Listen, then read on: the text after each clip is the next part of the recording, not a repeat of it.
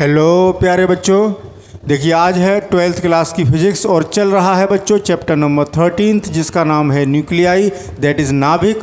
और इस चैप्टर का बच्चों आज रहेगा लेक्चर नंबर 12 यानी 12वां व्याख्यान। और आज के लेक्चर में बच्चों हम पढ़ने जा रहे हैं आपकी NCERT बुक का टॉपिक नंबर 13.6.3 जिसका नाम है बीटा 6। पिछले लेक्चर में बच्चों हमने क्या पढ़ा था? जो बच्चे कंटिन्यू हमारे चैनल पर हैं उन्हें पता होगा, पिछले लेक्चर में हमने अल्फा 6 पढ़ा था। आज बीटा 6 पढ़ेंगे, कल गामा 6 पढ़ेंगे। Beta 6 that is beta decay,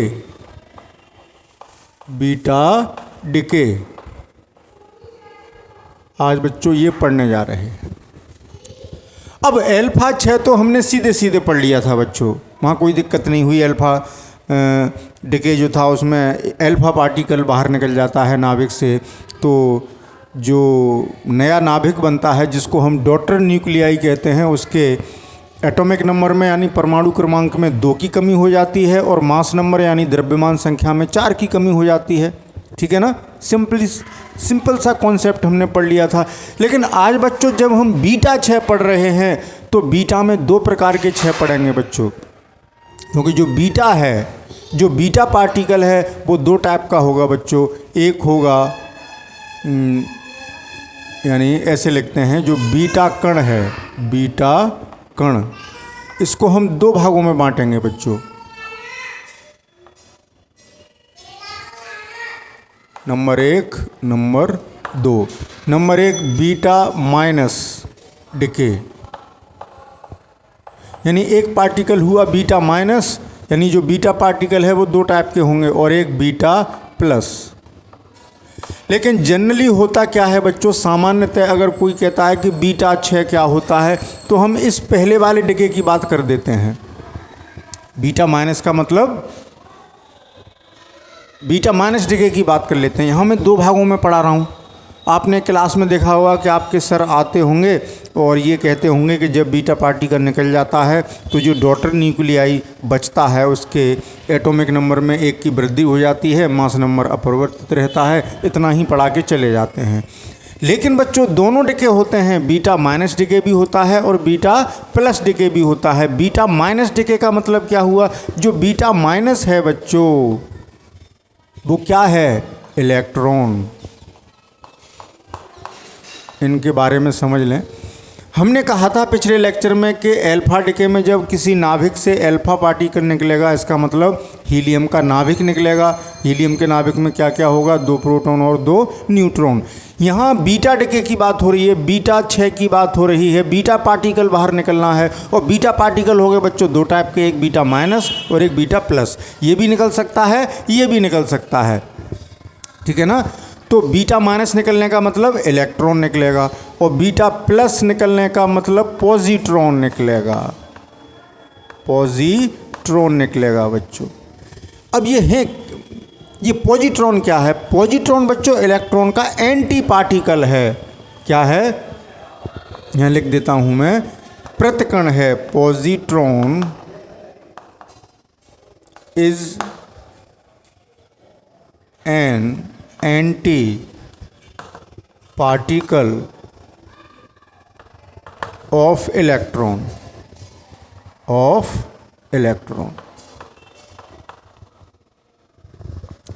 अब जो बीटा जो इलेक्ट्रॉन है बच्चों, यहाँ हम एक टेबल बना देते हैं, आप समझ जाएंगे। जो इलेक्ट्रॉन है उसको हम ऐसे भी लिख देते हैं -1 बीटा 0 या -1 E0। ठीक है? ये इलेक्ट्रॉन है। और पॉजिट्रॉन को कैसे लिख देते हैं? +1 बीटा 0 और +1 E0। ये थोड़ा ऊपर बनाना था मुझको। इनके बारे में सीख तो लें पहले। ये कण जो हैं निकलेंगे तब की देखी जाएगी। +1 E0 कह लें, या सिंपली इसको E माइनस भी लिख देते हैं, इसको E प्लस भी लिख देते हैं। ठीक है ना बच्चों? तो प्रतिकण का मतलब क्या होता है? देखिए जो सब एटॉमिक पार्टिकल्स होते हैं जैसे इलेक्ट्रॉन, प्रोटॉन, न्यूट्रॉन, तो हम लिखते हैं जैसे प्रोटॉन लिखते हैं तो सिंबल क्या लिख देते हैं 1H1। तो नीचे क्या होता है बच्चों, चार्ज। वो क्या शो करता है, चार्ज को, क्योंकि प्रोटॉन पर कितना चार्ज होता है 1E, तो E नहीं लिखा 1 लिख दिया, ठीक है 1H1। और ये उसके मास को रिप्रेजेंट करता है। प्रोटॉन का मास लगभग कितना होता है 1U, तो U नहीं लिखा। 1 एटॉमिक मास यूनिट के करीब होता है तो 1 हो गया। अब ऐसे ही आप समझ जाएंगे, जैसे मुझे न्यूट्रॉन लिखना है तो न्यूट्रॉन में क्या होगा बच्चों, नीचे चार्ज, न्यूट्रॉन पर कोई चार्ज नहीं है 0 यानी N, और उसका जो मास है उसका मास भी 1 एटॉमिक मास यूनिट के करीब होता है निकट, तो 1 लिख देते हैं, ठीक है ना। ऐसे ही इलेक्ट्रॉन को जब लिखेंगे, इलेक्ट्रॉन पर चार्ज -1E होता है तो -1, और उसका मास जो है बहुत कम होता है। आपने पढ़ा 0.0005555 AMU, वैसे आपने पढ़ा था ना, तो 0 पॉइंट के बाद आ रहा है ना, तो 0 AMU, एग्जैक्ट 0 नहीं है तो 0 लिख दिया यहाँ पर, ठीक है ना। तो ये एंटी पार्टिकल का क्या मतलब हुआ कि इनके और इनके, इलेक्ट्रॉन के और पॉजिट्रॉन के मास बराबर होंगे बच्चों। कैसे होंगे, बराबर। इसका मास जितना है उतना ही मास इसका होगा, तो मास ऑफ, यानी दोनों के मास बराबर होंगे। मास ऑफ बीटा माइनस बराबर मास ऑफ बीटा प्लस, दोनों के मास बराबर। दोनों के चार्ज बराबर होंगे लेकिन विपरीत होंगे, एक का पॉजिटिव तो एक का नेगेटिव। इसका चार्ज कितना हुआ, यानी कैसे लिखूँ मैं, चार्ज दोनों के बराबर होंगे, चार्ज। इसका चार्ज कितना हो गया बच्चों -1E, और इसका चार्ज, इसका -1E और इसका चार्ज +1E।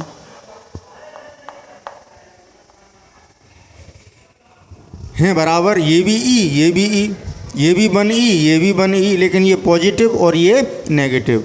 तो ऐसे कण जिनके मास बराबर होते हैं, चार्ज भी बराबर होते हैं, लेकिन चार्ज विपरीत प्रकृति के होते हैं, एक पर पॉजिटिव एक दूसरे ऊपर नेगेटिव, तो वो एक दूसरे के एंटी पार्टिकल कहलाते हैं। अगर इन दोनों को हम संयोग कराएं बच्चों तो युग्म विनाश हो जाता है, ये एक दूसरे को नष्ट कर देते हैं, क्योंकि मास में भी बराबर हैं, ताकत में बराबर हैं बच्चों। अच्छा, दो पहलवान बराबर ताकत के लड़ें तो ना कोई जीतेगा ना कोई हारेगा। दो सिपाही खड़े हैं बराबर एक जैसी राइफल लिए, दोनों के पास समान क्षमता की राइफल हैं, बंदूक हैं, और दोनों ने एक ही टाइम पर गोली चला दी तो दोनों एक दूसरे को ख़त्म कर देंगे ना बच्चों। दोनों बराबर के योद्धा हों तो दोनों ही ख़त्म।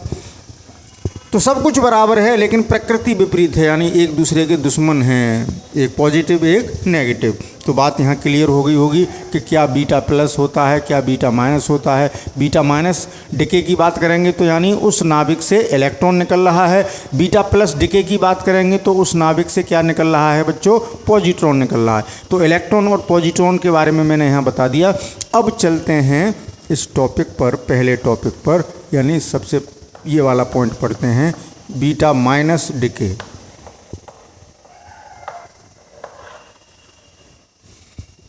और इसी को हम जनरली बीटा डिके बोल देते हैं कि जनरली बीटा डिके कह रहे हैं तो इलेक्ट्रॉन निकलने की बात कर रहे हैं। तो होता क्या है बच्चों, जैसे हमारे पास कोई नाभिक था X जिसका परमाणु क्रमांक यानी एटॉमिक नंबर Z और मास नंबर A यानी द्रव्यमान संख्या A है, तो इसमें से बच्चों क्या निकला, क्या निकला बताएं आप, बीटा माइनस। और बीटा माइनस क्या है, -1 बीटा 0। तो -1 बीटा 0 जब निकल गया तो जो नया डॉटर न्यूक्लियाई बना बाई, तो बैलेंस करने के लिए वो कितना हो जाएगा +1। तभी तो Z+1 और -1 Z होंगे, बैलेंस करना है ना बच्चों। और यहाँ 0 है तो इस पर कोई फ़र्क नहीं पड़ेगा, A और 0 यानी A, ये निकला। अब एक बात ध्यान रखेंगे बच्चों, यहाँ पर साथ में एक एंटी न्यूट्रिनो भी निकलता है। न्यू बार क्या है मैं लिख देता हूँ, एंटी न्यूट्रिनो। एंटी बार लगा है तो एंटी न्यूट्रिनो, और बार नहीं लगाएंगे तो न्यूट्रिनो। एंटी न्यूट्रिनो न्यूट्रिनो का एंटी पार्टिकल है, प्रतिकण है। एंटी पार्टिकल को क्या कहते हैं बच्चों, इसको क्या कहते हैं, प्रतिकण। हिंदी वाले बच्चे भी समझ जाएंगे, प्रतिकण है, एंटी पार्टिकल है। Anti neutrino. ओके बच्चों, इसके नाम से रूबरू हो गए, समझ गए इसका नाम एंटी न्यूट्रिनो है। संग में ये भी निकलेगा, क्यों निकलेगा थोड़ी देर बाद बताएंगे कि सर ये कहाँ से आ गया। आप बीटा माइनस डे के पढ़ा रहे थे, निकल गया, कहानी यहीं ख़त्म हो गई कि सर यहीं बात ख़त्म हो गई, बीटा डे निकल गया, वो बीटा इलेक्ट्रॉन निकल गया और ये हमें डॉटर न्यूक्लियाई मिल गया। इस इक्वेशन को बच्चों मैं ऐसे भी लिख सकता हूँ, -1 बीटा जीरो का मतलब इलेक्ट्रॉन है, -1 E0 भी लिख सकता हूँ, मैंने सिंबल बताए थे, तो बच्चे कंफ्यूज ना हो तो इसको ऐसे भी लिख सकते हैं, क्योंकि किसी बुक में ऐसे लिखा होगा, किसी बुक में E लिखा होगा बच्चों, ZXA, तो ये क्या बना -1 E0 भी लिख सकते हो plus by A Z plus 1 plus एक एंटी न्यूट्रिनो। तो देखें बच्चों, यहाँ क्या पता चला कि जो पितृ नाभिक है और जब संतति नाभिक बना, मैंने पिछले वीडियो में बता दिया था हिंदी में, अब मैं पितृ नाभिक नहीं लिख रहा, इसको पेरेंट न्यूक्लियस लिख देता हूँ, parent nucleus.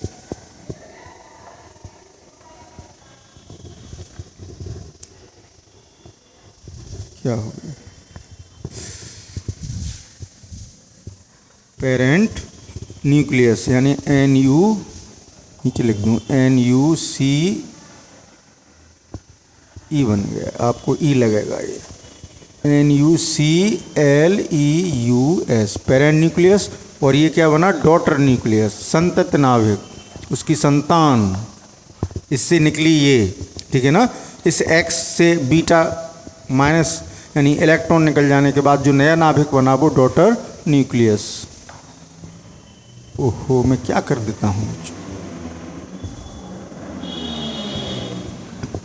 NUCLEUS daughter nucleus. ये क्यों निकला इसकी बात बाद में करेंगे, लेकिन इसके अब कुछ एग्जाम्पल पढ़ लेते हैं। तो अब इतना आप समझ गए कि अब यहाँ एक हैरान करने वाली बात यह है कि किसी भी नाभिक से कुछ निकला, भाई बीटा पार्टिकल निकल गया, बीटा माइनस पार्टिकल निकल गया, यानी इलेक्ट्रॉन निकल गया, तो मास नंबर तो उतना रहा, लेकिन एटॉमिक नंबर एक क्यों बढ़ गया। किसी चीज़ से एक तो कोई चीज़ निकली तो घटनी चाहिए, लेकिन वहाँ बढ़ और गई, समझ रहे हैं ना। आप सोच रहे होंगे ना, एक मोटा गणित लगाएं, कमज़ोर बच्चे भी ये गणित लगा सकते हैं कि हमारे पास 1 किलो चीनी रखी हुई है, उसमें से हमने 100 ग्राम चीनी निकाल के चाय बना ली तो वो 900 ग्राम रह गई। यहाँ क्या हो रहा है, निकल रहा है, कोई पार्टिकल निकल रहा है और एटॉमिक नंबर 1 बढ़ रहा है। ऐसा क्यों हो रहा है भाई, ये बात बड़ी अटपटी हो रही है। और दूसरी अटपटी बात कि हमने बताया था ये जो डिके प्रोसेस है, जो विघटन की क्रिया है, वो न्यूक्लियर फिनोमेना है, नाभिकीय परिघटना है। कैसी परिघटना है, नाभिकीय परिघटना है बच्चों। रिसीवर चेक कर रहा हूँ बच्चों, कहीं ऑफ ना हो गया हो, लाइट आ रही है, रिसीवर में लाइट है बच्चों। वैसे नाभिकीय परिघटना न्यूक्लियर फिनोमेना है, यानी ये सब चीज़ें नाभिक के अंदर से होती हैं। तो जब बीटा माइनस डिके हो रहा है, बीटा माइनस डिके होने का मतलब इलेक्ट्रॉन, और इलेक्ट्रॉन यानी नाभिक में से निकल रही हैं चीज़, तो सबसे बड़ी समस्या ये आ गई वैज्ञानिकों के लिए, बहुत बड़ी उलझन रही बहुत सालों तक कि भाई इलेक्ट्रॉन निकल कैसे गया, नाभिक में इलेक्ट्रॉन कहाँ से आ गया। नाभिक के अंदर तो कौन कौन होते हैं बच्चों, जैसे नाभिक जो होता है उसके अंदर क्या क्या होता है, न्यूट्रॉन और प्रोटॉन, यही तो पढ़ाया गया है आपको। इलेक्ट्रॉन बाहर होते हैं, बाहर कक्षाओं में चक्कर लगाते रहते हैं, यही आपने एटॉमिक मॉडल पढ़ा। तो जब नाभिक के अंदर इलेक्ट्रॉन है ही नहीं, बीटा पार्टिकल है ही नहीं, तो निकल कहाँ से गया, ये एक बड़ी विचित्र समस्या। वैज्ञानिक बड़ा इस गुत्थी को सुलझाने में फेल हो रहे थे। तो सन 1932 में पॉली ने इसका समाधान किया। पॉली ने कब बच्चों, 1932 में, किसकी सहायता लेकर, उन्होंने युकावा का मैसोन सिद्धांत, युकावा का मैसोन सिद्धांत आपने पढ़ा था जब हमने न्यूक्लियर फोर्स पढ़ाए थे, आपको ध्यान होगा, नाभिकीय बल पढ़ाए थे, तब युकावा का मैसोन सिद्धांत पढ़ाया था। युकावा का मैसोन सिद्धांत, इस सिद्धांत की मदद लेकर इसकी व्याख्या की कि ये कैसे निकल गया, बीटा पार्टिकल कैसे निकल गया नाभिक में से, उन्होंने व्याख्या की। तो बच्चों कुछ इसके एग्जाम्पल देंगे, यहाँ थोड़ी सी जगह बना लेते हैं, यहीं लिख देंगे छोटा छोटा, यहाँ पर लिख देते हैं। ठीक है बच्चों।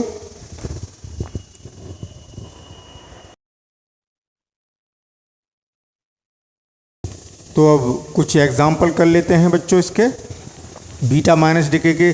तो जैसे आपने पढ़ा है बच्चों, चलिए आपकी एनसीईआरटी बुक में एक एग्जाम्पल दिया है, पहले हम उसी को ले लेते हैं। जैसे आप जानते हैं फास्फोरस कितनी होती है बच्चों, 15 एटॉमिक नंबर, आपको ध्यान है, और 32 मास नंबर, ये होता है ना बच्चों। इससे क्या निकला, इससे क्या निकला बच्चों, -1 बीटा 0 यानी beta negative particle, beta particle निकल गया, कौन सा, इलेक्ट्रॉन, -1 बीटा 0। तो सीधी सी बात है, यहाँ हमें बैलेंस करना है तो यहाँ 16 होना चाहिए। अब यहाँ 16 किसका होता है एटॉमिक नंबर, आपको पता है किसी, अब यहाँ हमें रटना नहीं, हमें पता चल जाएगा क्या आ गया, कैसे, 16 देख के, 16 और -1 15 ही तो हुए, हमने बैलेंस किया। अब बच्चों देखो मैं अवक्रिया बनाना सिखा रहा हूँ आपको, तो रिसीवर चेक कर लूँ बच्चों, हाँ लाइट आ रही है। मैं ये कहना चाह रहा था, तो 16 और -1 बैलेंस हो गए, तो तत्व कौन सा होगा इसका निर्धारण करता है एटॉमिक नंबर, परमाणु क्रमांक, क्योंकि परमाणु क्रमांक ही उस तत्व को बताता है कि तत्व कौन सा है। क्योंकि द्रव्यमान संख्या तो एक ही तत्व की अलग अलग हो सकती हैं, जैसे 1H1 1H2 1H3, जैसे 1 आ गया नीचे तो यानी H आएगा, पता है, 2 आ गया तो निश्चित है कि He हीलियम आएगा, पता है ना आपको, ये तो जानते हैं आप। 11 आ गया तो सोडियम आएगा, 12 आ गया तो मैग्नीशियम आ गया, 6 आ गया तो कार्बन आएगा, 8 आ गया यहाँ तो ऑक्सीजन आएगी। तो तत्व का निर्धारण आपकी आवर्त सारणी जो बेस्ड है वो एटॉमिक नंबर पर बेस्ड है बच्चों। तो 16 आ गया तो हमें पता चल गया, ये याद होने चाहिए, लेकिन ये किसका कितना, और ऊपर 32 ही रहेंगे। और संग में क्या निकलेगा बच्चों, इसको निकालना न भूलें, एंटी न्यूट्रिनो, एंटी न्यूट्रिनो निकलेगा जब -1 बीटा 0 निकलेगा, बीटा नेगेटिव पार्टिकल डिके जब होगा, ये जब ये निकलेगा, ये रिएक्शन इससे मैच कर रही है, Z+1 हो गया, यानी जो Z था वो +1 हो गया, एटॉमिक नंबर A था वो A ही रहा, 32 था 32 रहा। ठीक है, अब दूसरा एग्जाम्पल कार्बन का ले लेते हैं। कार्बन का एक आइसोटोप होता है 6C14, ये अस्थायी नाभिक है बच्चों। तो इससे भी जब बीटा पार्टिकल निकलेगा यानी -1 बीटा 0, आपने 6C12 ज़्यादातर पढ़ा होगा, लेकिन उसका समस्थानिक है 6, वही तो मैं कह रहा था। ऊपर 12 है तो हम ये नहीं कह सकते कि कार्बन ही होगा, 13 है कि कार्बन ही होगा, मतलब यहाँ कार्बन इसलिए लिखा क्योंकि यहाँ 6 लिखे हैं, ये बताता है कि कौन सा तत्व होगा। तो सीधी सी बात यहाँ पता चल गई कि 7 होगा, 7 और -1 6 होगा, एक बढ़ेगा ना ये। तो अब यहाँ रटने की ज़रूरत नहीं, हमें पता है कि 7 एटॉमिक नंबर किसका होता है बच्चों, नाइट्रोजन का, और ये 14 और प्लस आ गया एंटी न्यूट्रिनो। ठीक है, बात क्लियर हो गई, समझ रहे हैं। ऐसे ही सोडियम का एक एग्जांपल ले लीजिए। सोडियम का एक आइसोटोप 11Na24, वैसे आपने 11Na23 पढ़ा होगा, लेकिन 11Na24 सोडियम का एक समस्थानिक है। इससे जब -1 बीटा 0 निकलेगा तो यहाँ क्या आ जाएगा 12, और 12 किसका होता है, मैग्नीशियम का। देखिए कितनी आसान है रिएक्शन लिखना, ऊपर 24 ही रहेंगे, और प्लस एंटी न्यूट्रिनो। बात समझ रहे हैं। तो इस तरीके से ये बीटा माइनस डिके है।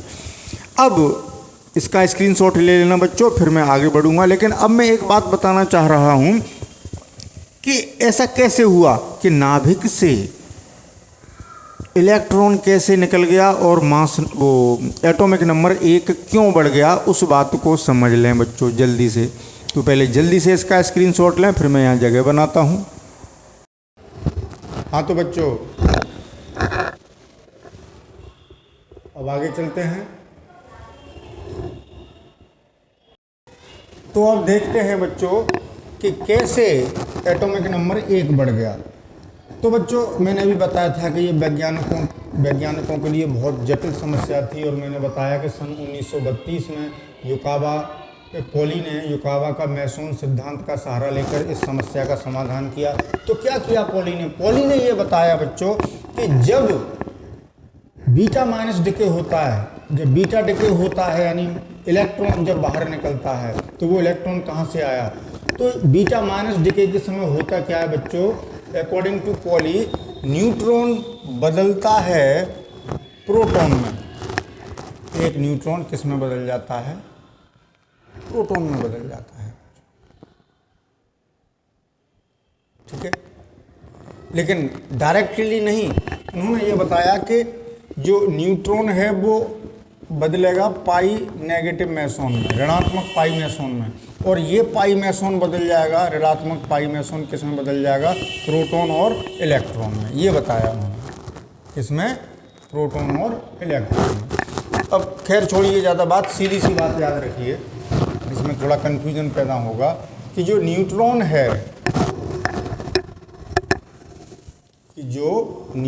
है, बीटा माइनस डिके के समय एक न्यूट्रॉन किस में बदल जाता है, एक प्रोटॉन में और एक इलेक्ट्रॉन में, और क्योंकि ये ई प्लस भी हो सकता है, ई माइनस भी। जब केवल इलेक्ट्रॉन की बात करते थे तो हम केवल ई लिख के काम चला सकते थे, अब ई माइनस लिख रहे हैं क्योंकि ई प्लस भी तो मौजूद है, बीटा प्लस डिके भी तो मौजूद है, प्लस एक एंटी न्यूट्रॉन। तो एक न्यूट्रॉन खत्म हो गया बच्चों, वो किस में कन्वर्ट हो गया, प्रोटॉन में, और संग में क्या निकला, एक इलेक्ट्रॉन, और वही इलेक्ट्रॉन नाभिक में उत्पन्न हो गया। यानी इस न्यूट्रॉन के टूटने से देखो इस समय इस नाभिक में जो मास नंबर है वो n प्लस पी है, ए इतना ही तो है, ए बराबर n प्लस पी और z बराबर है p। जब इससे बीटा पार्टिकल निकला तो क्या हुआ, न्यूट्रॉन टूटा एक प्रोटॉन में और इलेक्ट्रॉन में, इलेक्ट्रॉन निकल गया बाहर, यानी बीटा माइनस तो निकल गया बाहर और बन गया एक नया नाभिक, बीटा माइनस या ई माइनस कुछ भी कह लें, ये बाहर निकल गया। और एक न्यूट्रॉन तो ख़त्म, तो न्यूट्रॉन कितने रह गए, n-1, और प्रोटॉन एक बढ़ गया क्योंकि न्यूट्रॉन टूट के प्रोटॉन में बदल गया। तो पहले प्रोटॉन p थे, अब p+1 हो गए बच्चों, तो अब z हो गया p+1, एक बढ़ गया।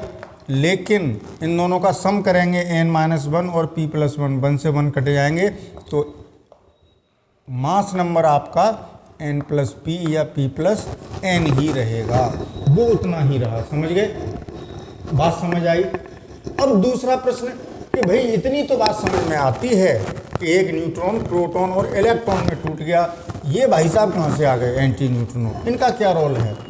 तो बच्चों जो नाभिकीय अभिक्रियाएं हैं इनमें हमें ऊर्जा संरक्षण देखना पड़ता है, संवेग संरक्षण देखना पड़ता है, आवेश बैलेंस करने होते हैं, ये सब चीज़ें आवेश का संरक्षण भी देखना होता है। तो यहाँ चक्रण कोणीय संवेग बैलेंस नहीं हो सकता इसके बिना। ये जो एंटी न्यूट्रिनो है बच्चों, ये इसके बारे में भी थोड़ा समझ लें।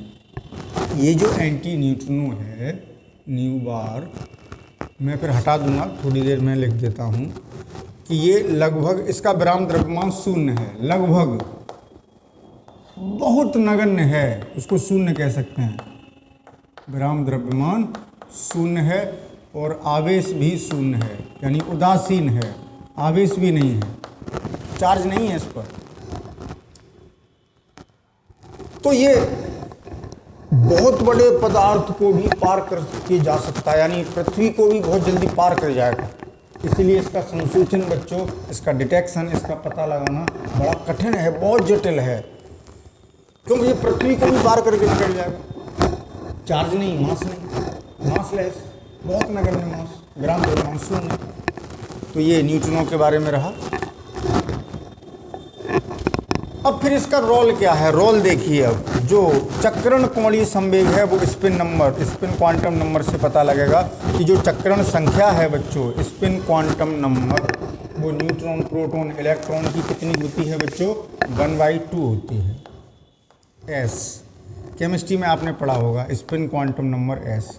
ये भी तो बैलेंस होनी चाहिए, तभी तो चक्रण कोणीय संवेग संरक्षित रह पाएगा, जितना इधर उतना ही इधर।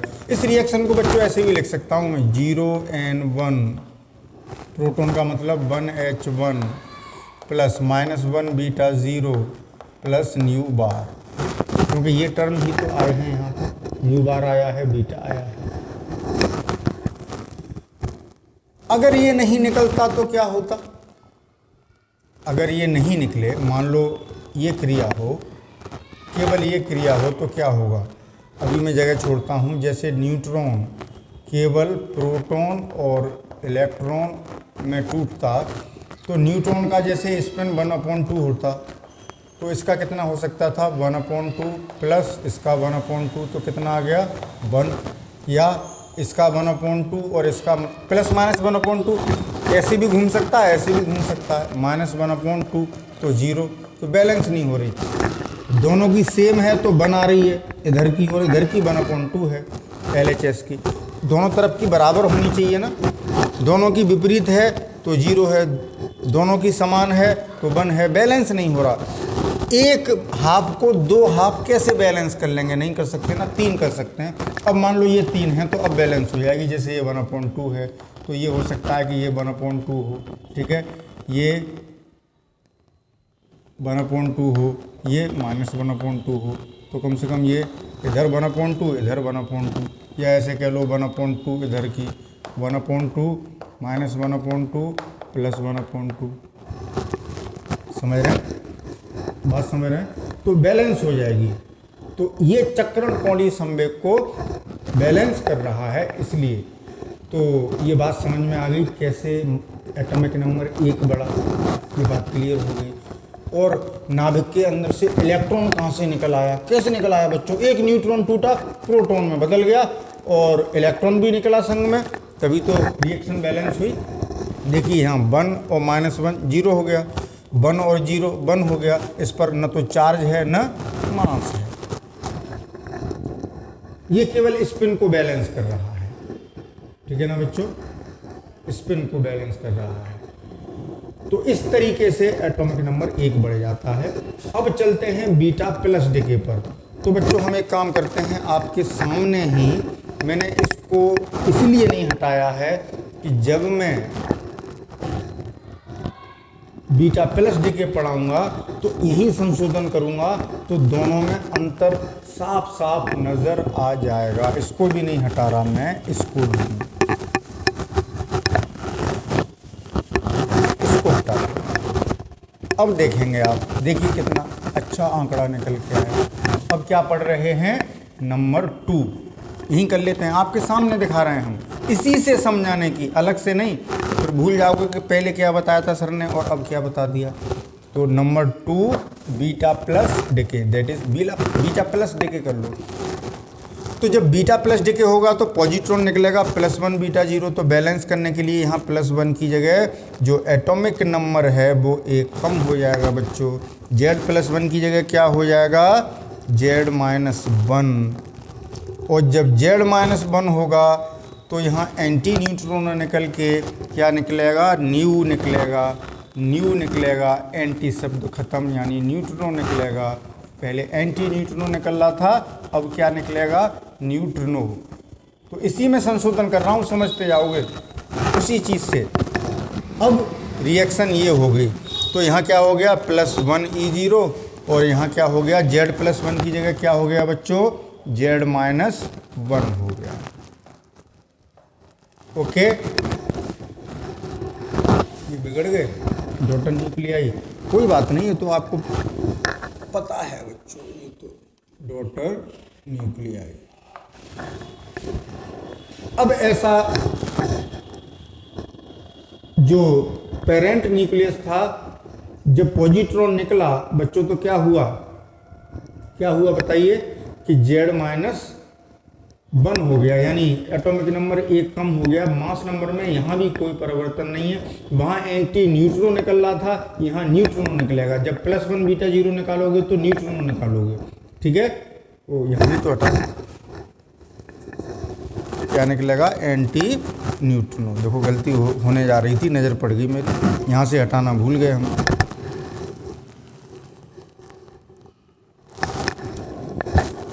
ये जो रिएक्शन लिखी थी बच्चों, ये किसके लिए थी, बीटा माइनस डिके के लिए। अब बात करेंगे बीटा प्लस डिके की, तो यही समझा देता हूँ, दोनों में तुलनात्मक अध्ययन हो जाएगा। तो क्या हुआ बच्चों, जब पॉजिट्रॉन निकला तो एटॉमिक नंबर 1 कम हो गया, मास नंबर पर कोई फर्क नहीं पड़ा, बैलेंस है Z-1 और 1 Z और A और 0 A न्यू, स्पिन को बैलेंस कर रहा है। ठीक वैसे ही इसको दोबारा बताने की जरूरत नहीं है। अब ऐसा कैसे हुआ, पॉजिट्रॉन कहाँ से निकल गया, जब पॉजिट्रॉन निकलेगा, अभी क्या हुआ था बच्चों, न्यूट्रॉन प्रोटॉन में टूटा था, और जब पॉजिट्रॉन निकलेगा तो प्रोटॉन न्यूट्रॉन में टूटेगा, तो रिएक्शन उल्टी हो जाएगी, प्रोटॉन टूटेगा न्यूट्रॉन में और एक पॉजिट्रॉन में और निकलेगा न्यू। इसको ऐसे लिख सकते हैं, प्रोटॉन को 1H1, न्यूट्रॉन 0N1, आप बैलेंस कर लेंगे, plus plus 1 beta 0 plus new. देखिए 0 और 1 1, 1 और 0 1, तो ये क्रिया होगी, यानी एक प्रोटॉन टूट गया न्यूट्रॉन में और पॉजिट्रॉन में, तो बच्चों प्रोटॉन कम हो गया। अब यहाँ उल्टा हो गया, पहले N न्यूट्रॉन थे और P प्रोटॉन थे, तो A कितना था, mass number N plus P, Z कितना था P। अब यहाँ जब बीटा प्लस निकलेगा, अब यहीं कर देता हूँ, तो अब प्रोटॉन टूट गया, तो प्रोटॉन हो गए P माइनस 1, और प्रोटॉन एक कम होने से एक न्यूट्रॉन बन गया, तो एक न्यूट्रॉन बढ़ गया, तो न्यूट्रॉन तो हो गए N प्लस 1 और प्रोटॉन हो गए P माइनस 1, साफ साफ लिख दूँ, प्रोटॉन टूट गया ना, एक खत्म हो गया, तो P माइनस 1, जोड़ अब भी N प्लस P रहा, इसको जोड़ोगे तो 1 और 1 कट गए, N प्लस P, लेकिन Z अब एक कम हो गया बच्चों, तो P माइनस 1, प्लस की जगह माइनस हो गया, माइनस की जगह प्लस हो गया, बहुत सिंपल, इस पर ज़्यादा टाइम वेस्ट नहीं करेंगे, तो इसीलिए Z एक डिजिट कम हो गया। बात समझ गए, ये रिएक्शन भी समझ गए, ठीक है। इस बीटा प्लस डिक्यू को बच्चों हम इलेक्ट्रॉन परिग्रहण भी कह सकते हैं। हम इसी रिएक्शन को ऐसे भी लिख सकते हैं, इसको ये हटा दें, जल्दी से स्क्रीनशॉट लें, फिर इसे हटाते हैं, ये समझ गया।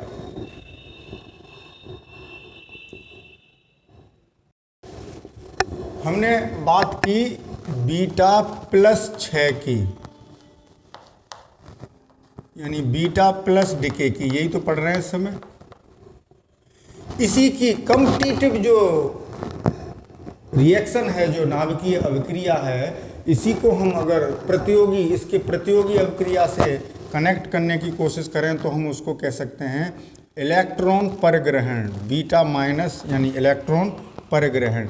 बीटा प्लस का निकलना या बीटा माइनस का परिग्रहण कर लेना, एक ही बात हुई, एक सा नहीं लग रहा कि पॉजिटिव चीज़ बाहर निकल रही है, तो हम ये कह सकते हैं कि नेगेटिव चीज़ अंदर आ रही है, एक ही बात हुई।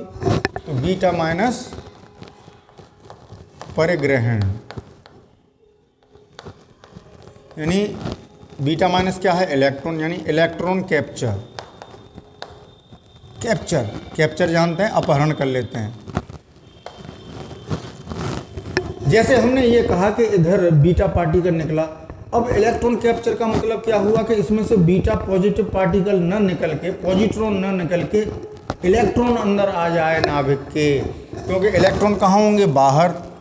जैसे बाह्य कक्षाओं में इलेक्ट्रॉन चक्कर लगा रहे होंगे बच्चों, -1 बीटा 0, ये चक्कर लगा रहे होंगे, ठीक है। ये नाभिक में चले गए, नाभिक ने खींच लिया उनको, मतलब नाभिक में कैप्चर हो गए, पकड़ लिया, अपहरण कर लिया, समझ रहे आप। तो एक ही बात हुई, इससे पॉजिट्रॉन का निकलना और एक सा फिनोमेना लगेगा आपको, उसी की इलेक्ट्रॉन कैप्चर भी हो सकता है। तो जैसे अब हम क्या लिखेंगे, इलेक्ट्रॉन कैप्चर हुआ क्या कि हमारे पास न्यूक्लियस था ZXA प्लस इस नाभिक ने कैप्चर कर लिया किसको, इलेक्ट्रॉन को, यानी -1 बीटा 0 को। तो बताइए बच्चों, जो बाई बनेगा वो क्या बनेगा, Z-1, बैलेंस करना है ना, Z-1 और A और 0 A, तो यही रिएक्शन लग रही है सेम।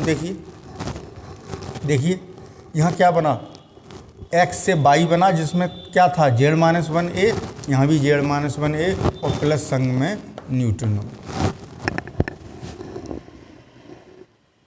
कुछ रह गया क्या, कुछ नहीं रह गया।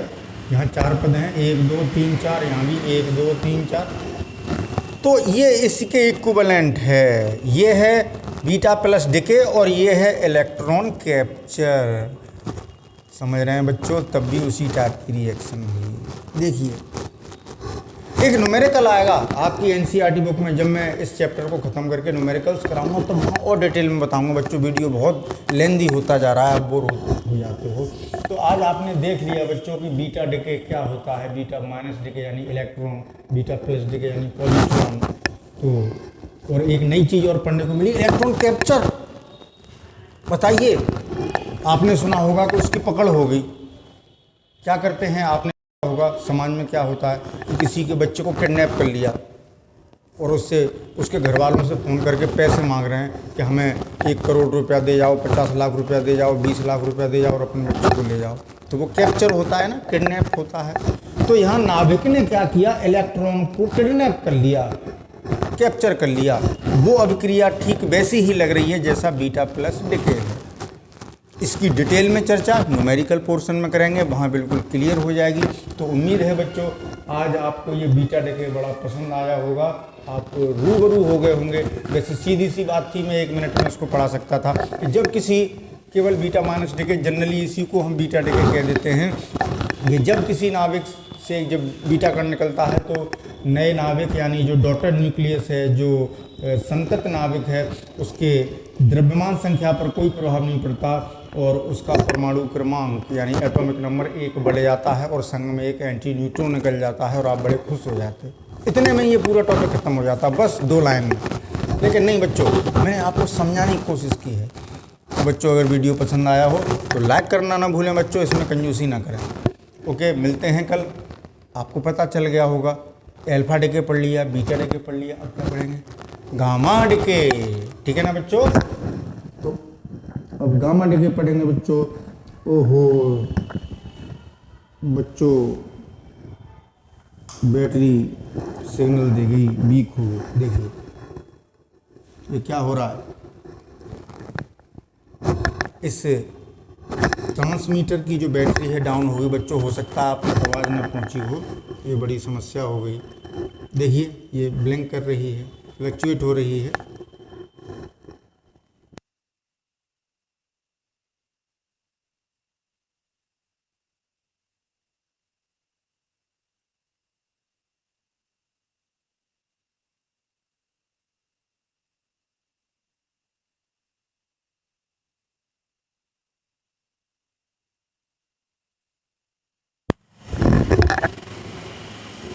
ओके बच्चों, मिलते हैं कल उस नए टॉपिक के साथ, गामा डिके के साथ। तब तक के लिए thank you for watching, goodbye and best of luck.